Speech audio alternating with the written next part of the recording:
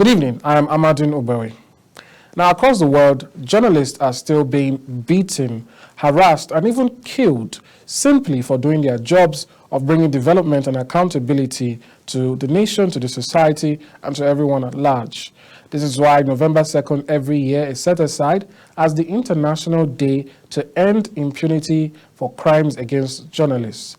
This year, like any other, is attempted or is aimed at drawing more light to the challenges being faced by journalists, to find ways that we can protect them and to ensure freedom of expression and access to information.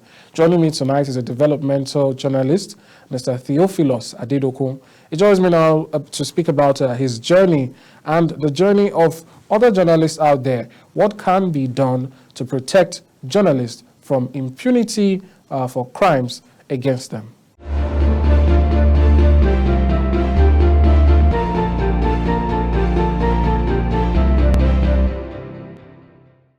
All right, Mr. Theophilius Adedokun, good evening and welcome to Top Talk. Good evening, sir, Mr. Amadi. It's good to have you.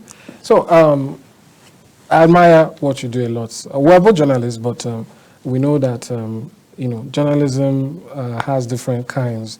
But at the end of the day, today, the day in question is about ending impunity and crimes against journalists. So, before we delve into what journalists are going through, I want to first just get a background of things. Why did you choose this profession? Well, people will say a lot of things. People will say it's a result of passion. Some will say as a result of the fact that they've actually nurtured the ambition. But I believe as a journalist, I contribute more quota to the society, to the growth and development of society than any other person. So I actually choose this profession to impart the society that I live in. I was not born with silver spoon. I don't have millions in my accounts, not talk of becoming a philanthropist. But as a journalist, I can actually impart tens and thousands of people.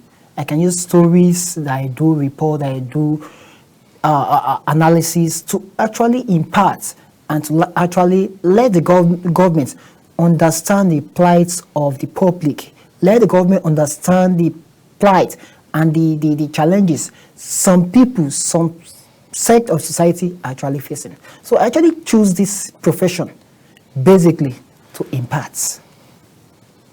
So what we are doing is impactful journalism. If it's not imparting, it is not journal. It is news writing. But what I do, what I focus on most time is imparting with my story, the stories I tell, telling people stories, holding people, holding the government, holding agencies to accounts. So accountability journalism, imparting journalism, and more, like developmental journalism. Developmental journalism, okay. Yes, that is the word, and it's something that we'll take a look at, or people should be more interested in and value.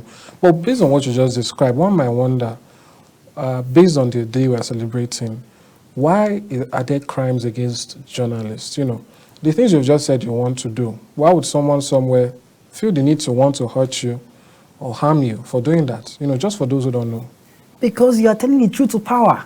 You are holding people to account. And why are you holding to account? These are the people you are holding to account. These are the people feeding the people you are holding to account. So these people are just tools. They are just instruments in the hand of a few that you are holding to account. So as a journalist, you have to keep on holding people to account. Come what may, despite the fact that you are facing tribulation, despite the fact that you are facing some challenges. It is normal as a journalist to face issues. Nobody can like you. Just get it like that. That is the reality of life. Nobody can like you. Not everyone. Not everybody, can like you. And not everybody will hate you. No matter what you are doing. Even if you were to be a politician, not everybody likes you. If you were to be a doctor, medical doctor, not everyone likes you. So as a journalist, just believe that not everybody likes you and not everybody hates you. But your works will speak for you. Your works will speak for you. Fair enough. So, I have to ask, in the course of doing your own work, have you experienced or been privy to yourself or perhaps other journalists who have encountered these challenges in terms of, concerted attacks, specifically for their profession and the things that they are doing and uncovering? Well, it's normal to see colleagues. I have been a victim of an attack a day after a general election. I know colleagues who have been victims of attack as well as the fact that they are covering events. So it is it is a risk attached to the job if you actually want to do the job well. Are you with me, sir? Yeah. So if you want to do the job well, it is a risk that is attached to the job. It can come at any time. But it is, you have to use your own discretion to know how to defend your time when it comes. You have to use your own discretion to escape the situation when the time comes. They always say, my editors always say, no story worth your life. That is the reality. That's why you have to use your discretion when the time comes. As a journalist, I move around with things to defend myself due to the fact that I have once been attacked as a journalist. I move around because my work grants me going to villages, going to town, going to places I don't know, meeting strangers every day. I'm not expecting to be attacked. I don't pray to be attacked. I don't want to be attacked. But the reality remains that it can come anytime because of the nature of the work you're doing. Are you with me, sir? Yeah. So that's why most time, if I'm working, if I'm going out, I move out with pepper spray. I move out with pepper spray. It's always beside my bag because I know anything can happen at any time. Well, at least I should be able to defend myself. I know of a colleague of mine. I won't mention his name on here because I don't even seek for his consent right now. He was attacked by a mob. He was trying to capture a story. He saw a big story. He saw that soldiers and some residents were lynching a particular man. And they had to capture the moment because this is a big story. Why would a law enforcement agent, why a soldier, a military man, be joining hands with mobs to promote jungle justice? So he had to capture the moments, and before he knew what was happening, they pound on him, and they pound on him, and they beat him. So after some times, nobody knew where he was. He had to call, and they even demanded for ransom, for a token. Just to release his phone and some other gadgets. So journalists are prone to attack. But as journalists, we have to know when to opt in and opt out. We have to be security-wise and conscious of our environment. Our safety matters more than the story we are doing. That's fair enough. It's like you said, no story will watch your life, right? I said. So journalists now have to find ways to continue being ahead of the curve and so on and so forth. But a question I might have now is, in terms of doing this job, or let's start with analyzing what we have now, our country. Press freedom, it varies across different countries. Yes. There are some countries we know that you can be very vocal about the government and everyone in power. You can call out, like you said, speak truth to power. And, government even wants opportunity to defend themselves. And then you have other places where speaking out against the government in the first place, even if you're not a journalist, you are liable to some sort of punishment. There's a popular saying, I can't remember who is attributed to. They've attributed it to many people. You have freedom of speech, but freedom after speech is not guaranteed, So let's talk about that. How would you rate our own country here, the level of freedom, Because for a day to exist, that is a day against impunity for crimes against journalists, it means it must be happening well enough for a day to be dedicated for it. So the question is, if you wanted to rate Nigeria, what level would you say we've reached, or do we have to go further to get to that place where journalists are free, to express themselves, to tell the truth without fear of consequence? Well, this impunity against journalists, I will let you understand that it's not only about violence against journalists. Yes. There are other things. We have the press being gaggled. We have a lot of suits fight against the press, not by the government alone, even by individuals, by corporate organizations. They fight suits, they fight legal action, a lot of legal action against journalists. So it's not about the government alone right now. Even the society, corporate organization file legal suits against journalists. So you filing, it's not about violence. So as of today in Nigeria, I can say, as I've mentioned, there's freedom of speech. There is freedom after speech. There is freedom after speech, as I mentioned. But what will happen after the freedom, after you've uttered the speech or statement, is what we don't know. We just hear stories and tales of journalists missing. We hear stories and tales of journalists disappearing. We've had stories and tales of journalists being locked up without anybody knowing. These are issues. It's not only about violence against journalists, because violence is what we see. We have the state using men of the Department of State Security against journalists. We have a lot of things. We have a lot of suits slammed against media organizations. So these are the things that is actually injuring our democracy.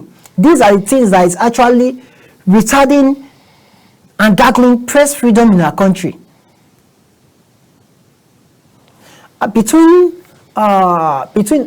From Delegiwa, the editor of Newswatch, to Todi Henry of Vanguard. Do you know the number of journalists that have been killed? A lot of journalists have been killed. But the question is, who are those killing journalists? Who are those committing crime against journalists? Who are those committing crime against press freedom? What are they doing for them? According to the United Nations, said between 2006 to 2020, more than 160 journalists. Are you with me, sir? Yeah. Between 2006 to 2020, more than 1,600 journalists have been killed. But out of 1,600 journalists that have been killed, it is only, they say, 9 out of the 10 cases remain unsolved. 9 out of the 10 murderers are free as of today. So the problem is enormous, and it's a very worrisome thing. That is why most media organizations are also afraid to do critical reporting, because they know reporting against these people will warrant some things. But the reality is that there are still some of us who are still in this business because we believe in the truth and nothing but the truth. We believe that this is the story. This is what we have to do. That's fine. I admire the courage to persevere in spite of that. But let's start to brainstorm and talk about possible solutions. How can journalists be protected? It seems like it's not enough to just tell it's great advice, but it seems like it's not enough to just tell journalists, protect yourself, Yes. find out how you take care of yourself. There has to be something, because the work you've described here, it's not, no offense, it's not something small. The work is very big. We know lots of times where stories have broken, and those stories have led to direct impact in the society. Just the other day, just off the top of my head as an example, I believe Fisayo Oshoyombo did a story on baby factories. Yes. And we, it was closed down. It led to investigation. We saw more people, being released or being rescued and so on and so forth. So these are the kind of impacts we are seeing. So the work is important. Therefore, protection shouldn't just be left to the people doing it, because the work they are doing is for the society. Exactly. So what can be done for journalists, and who are the stakeholders that should start considering these things? Yes, there are a lot of things that need to be done. That's the reality. But there are a lot of things. Among those things is the society. The society, we must, as journalists as well, we have to let the society know the impacts and the importance of the works we are doing. If you actually know the essential of what we are doing in society, I believe they will be able to support in their little quota. We have the Committee for the Protection of Journalists. They are doing their best in ensuring that journalists are not being, the press freedom is not being gargled. They are trying as much as possible to ensure that there is freedom of expression. They are trying as much as possible to ensure that journalists who are under incarceration are being freed, who are under incarceration are being supported. But also, media owners, the CEOs of media organizations have a lot of work to do as well. Because you can't expect a newsroom where you have a journalist doing critical reports for your organization and he or she is being slammed with a lawsuit. And you feel the best thing is to leave him and let him source for the financial source. You feel you should be able to take care of the case. He's working for your organization, not working for you. He's working for the public and he's working for your organization. And if in any case there is a court suit or a legal suit filed against him, you should be able to support. You should be able to act on his behalf. Because on the legal document that will be brought, it's not only his name that will be on it. The name of the organization that published the story will be on it. Yes.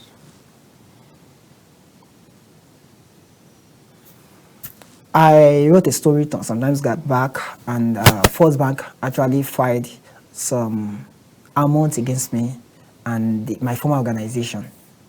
The file is a sum of 50 million naira against me and my former organization. It was a laughing stock. Although I was a little bit afraid at first, but I approached my editor and I discussed with her. She said, "It's none of my business. I'm not involved. As far as what I document is the truth. It's based on the legal documents obtained from the courts. I don't have any issue." So we have a lot of slap cases against media organization. That's why you see a lot of legal suits filed against media houses like the ICR, like FIJ, like Premium Times, and so on and so forth. It is because of the story they are doing. But they, in their part, the media owner in their part, are encouraging the journalists. They are helping them by trying to stand beside them during test time. So it's media owners have a lot to do. They have a lot of role to play. If you want to do good stories in your organization, if you want to do great stories, if you want to do impactful works, it will attract a lot of things. But they have to understand that the implication is that you have to stand again, you have to stand by the journalists as well. Because these journalists are the one out there. They are the one doing the work. And they are coming back, delivering the story, filing the story, writing the report, publishing the story.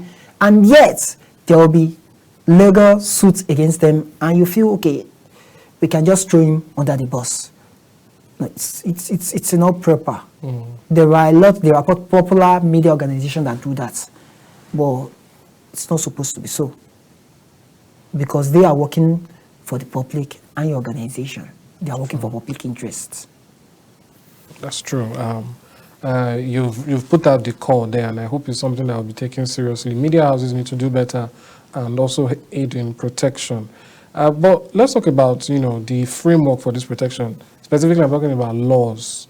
Do you think there needs to be more to be done for protection of journalists? A little bit of an aside now. We know the Freedom of Information Act was meant to kind of, open doors, make investigations easier. All you have to do is, request, you'll be answered. But we're not quite seeing that. You think you'll be answered? Okay, I think the ICR and with some other civil society organization did a particular ranking of FOI a month or two ago. And I will tell you that these people are not answering calls. They are not attending to questions. They are not asking questions.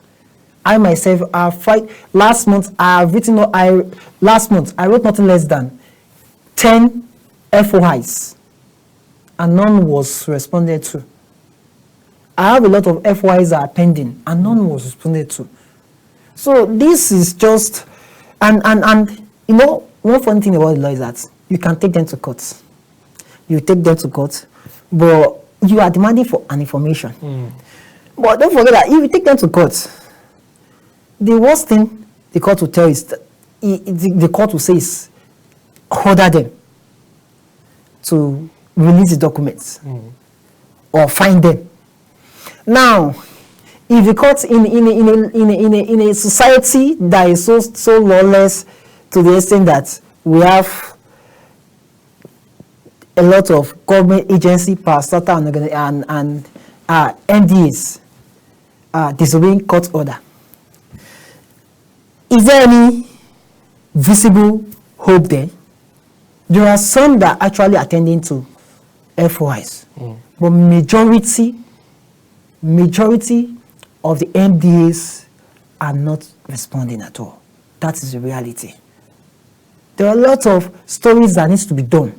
If you go out there, you see stories, file FOI, you wait for 2 weeks, you file another one, a reminder, nothing will be done. You won't get nothing at the end of the day. File a legal suit, you will be the one to cater for the expense of the legal suit. The worst thing that will happen, a fine is issued against the organization. Or they order them to release the file. But right now, even if they order them, a country where most of these organizations disobey court order, what do you expect? I'm not trying to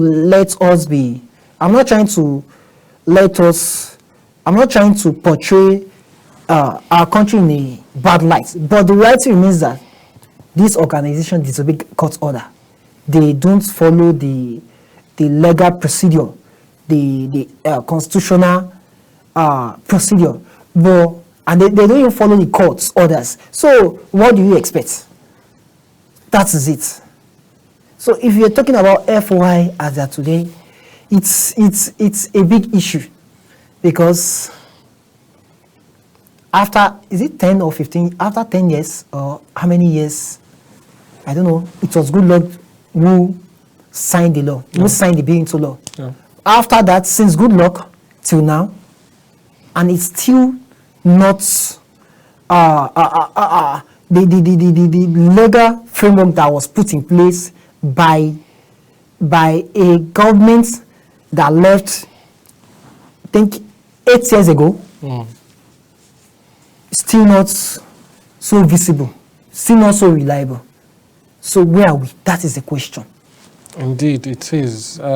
So that's one law that perhaps has not even perhaps, it hasn't worked the way we would expect it to work. But away from that, do you think that there needs to be more laws, particularly for journalists, in terms of protection? Because when we hear about proposed laws or bills, what we're hearing is social media regulation, how to control, it seems like the government wants to bring a little more, pressure. Yes.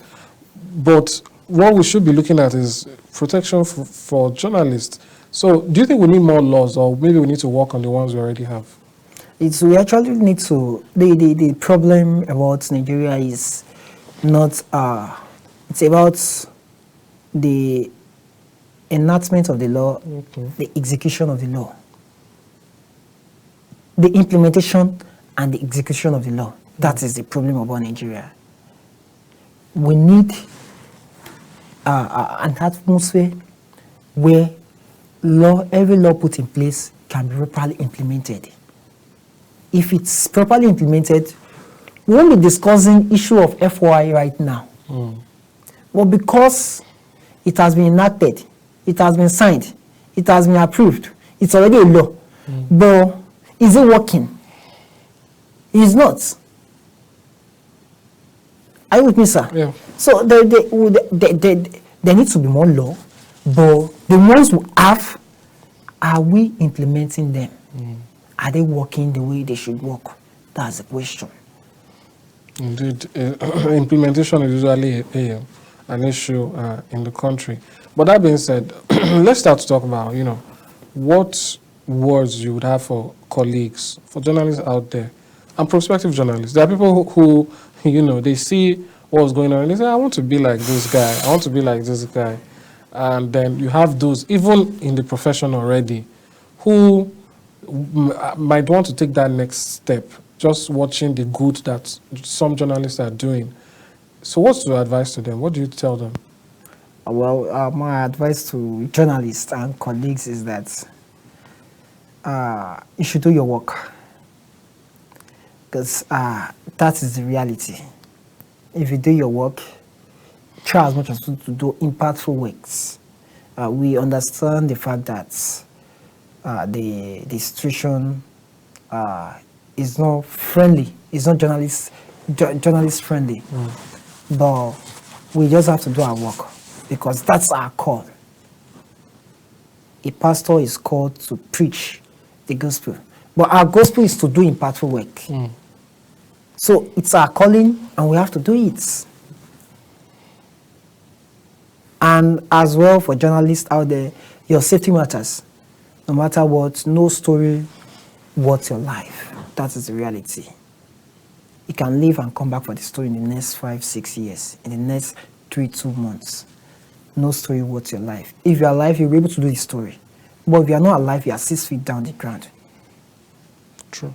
So it is better you protect yourself first, then you can protect the story. All right. So do you have any words for some journalists who might be crossing the line? I remember speaking to Agba Jalingo. He's a journalist who has been through a number of issues. Has been, been in detention multiple times and so on and so forth. He spoke about the periods when he was arrested or taken into custody, how he believed he was betrayed by some journalists. Anyway, but in the same breath, he also says that it was also journalists who stood by him and who ensured that, he got free and made a lot of noise to ensure people knew what was going on. So, is a bit balanced, But that aspect where some persons are crossing a line, is there something you feel they should understand about this whole issue? You mean crossing the line in what sense? You mean Take, for instance, if someone is looking for you, and I say, well, I saw Theophilus at so-so place. No. Things like that. When I know that the person looking for you has no good intention. Well, the reality is that there will always be a Judas. There will always be a traitor.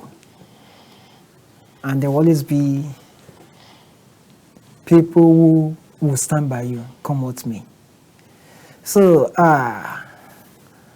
the reality is that you as journalists, you have to know yourself, and you have to be careful.